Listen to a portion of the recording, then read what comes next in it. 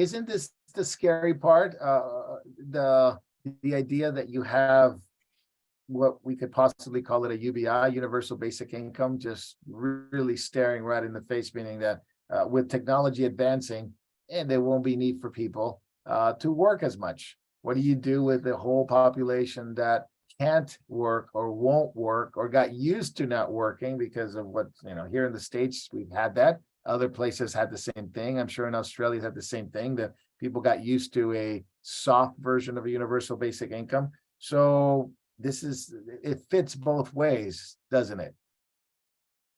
Well, taxes have always been the harshest on people who are most productive. The tax code basically penalizes efficiency and hard work ethic.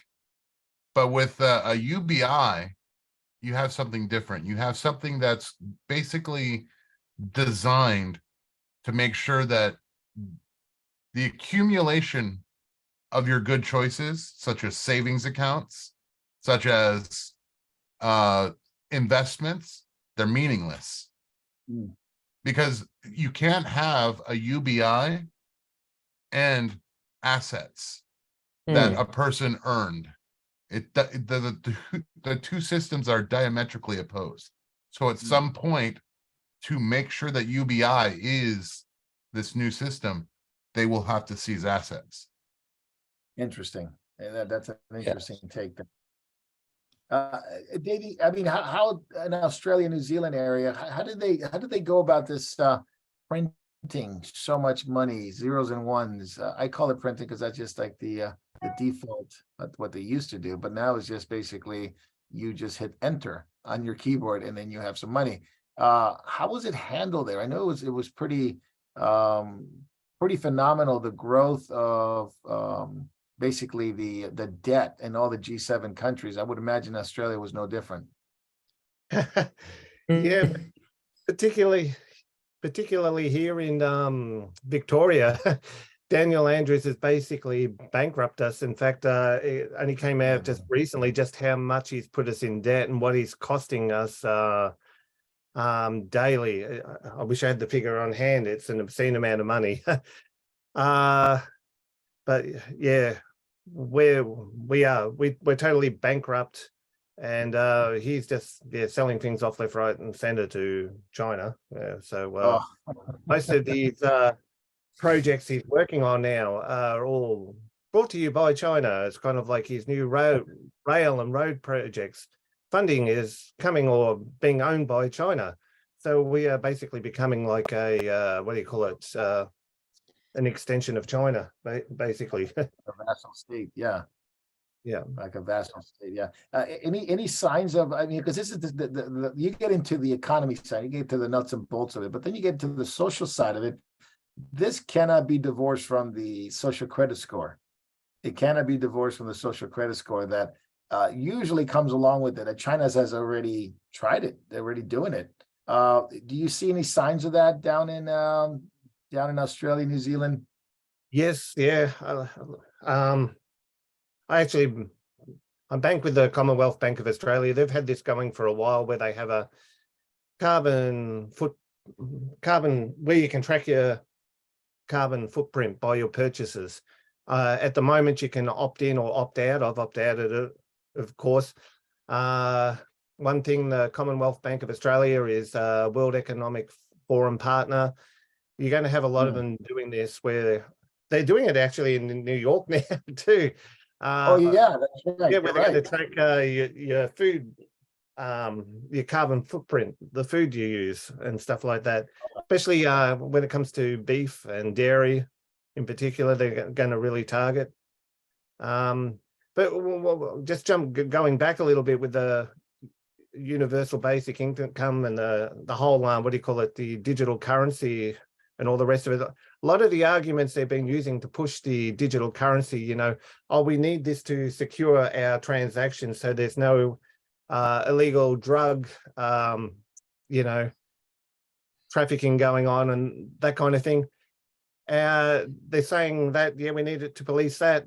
the same time, they're legalizing fentanyl for certain ages. I think even Canada's getting the Oh. worst. I think Canada's talking about legalizing fentanyl and stuff for kids. You know, so they're shooting themselves in the foot with their own arguments. This is all about control. It's just about to control what you can buy, where you can spend your money, what you can do with it. We can limit it. We can, if you're, yeah, if you're a certain color or race, Oh, yeah. or, that you'll get more or you'll get less. If you're Yeah. in certain sexual orientation, you'll get awarded more. If you're a straight white male, you'll probably get yeah, only 50 cents in the dollar or something like that. You can Yeah. see all that sort of stuff coming. It's pretty much, it's here, just not enforced yet. Yeah, but the social credit score that China's been doing, and you know, I heard today, I don't know, David, did you hear some of the new regulations for mortgage that if you have a good credit score, Yep. you'd be paying more. If you have a horrible credit score or below the standard, then you'd be paying less, and so they'd be subsidized by those who have a credit score that Yeah, is like higher. here, it's a bill that Biden is putting forth. So those that have earned a good credit rating when they buy a new, if it starts May 1st, then, and you go for a mortgage and you have a high credit rating, you're going to have to be paying, you know, $40, $50 a month more. That's the Wow. starting number they're talking about. But and you buy a home that's over 400,000, which is everybody in California. So, but what it's doing is your people that, you know, that have high credit ratings are being penalized.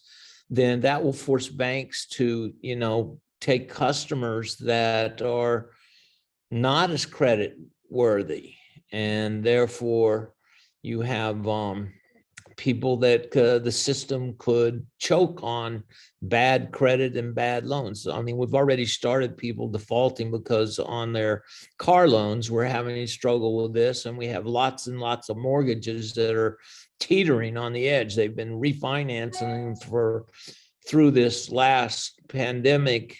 The government was putting out COVID money, you know, we know to help everybody. And so, and refinancing their mortgage, which it's a good thing, you know, to help people. But the thing is now that it's starting to reset and that money's not flowing again, then people will go, well, I'm up against the wall. You know, what do we do? Well, you can bankrupt, you can walk away from your house. There's, you know, forced sales, short sales things. So it which produces instability within the